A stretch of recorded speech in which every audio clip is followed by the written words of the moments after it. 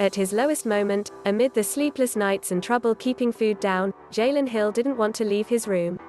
It was an agony he had never felt, different from all the previous inner turmoil.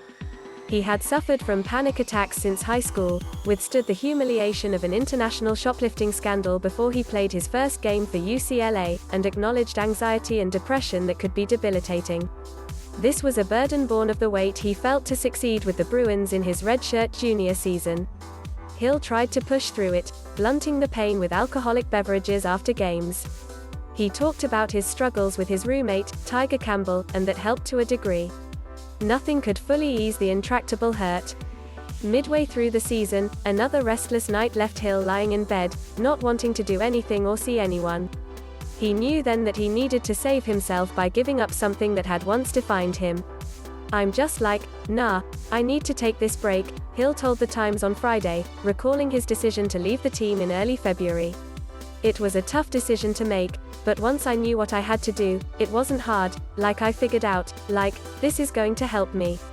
Walking away from basketball allowed Hill to focus on himself as a person instead of the power forward who was always measuring himself against his counterparts on the court. The relief was so overwhelming that Hill made the move permanent, announcing his retirement from the game earlier this week in an Instagram video that's been viewed more than 12,600 times. Victories now come in new ways, in feeling better than the previous day and understanding that his own internal scoreboard is the only one that matters. That pressure of trying to be better than somebody else, like day in and day out, you're either winning or you're losing, Hill said. "Now every day it just seems like I'm winning because I'm here, I'm alive, and my mental state has changed immensely."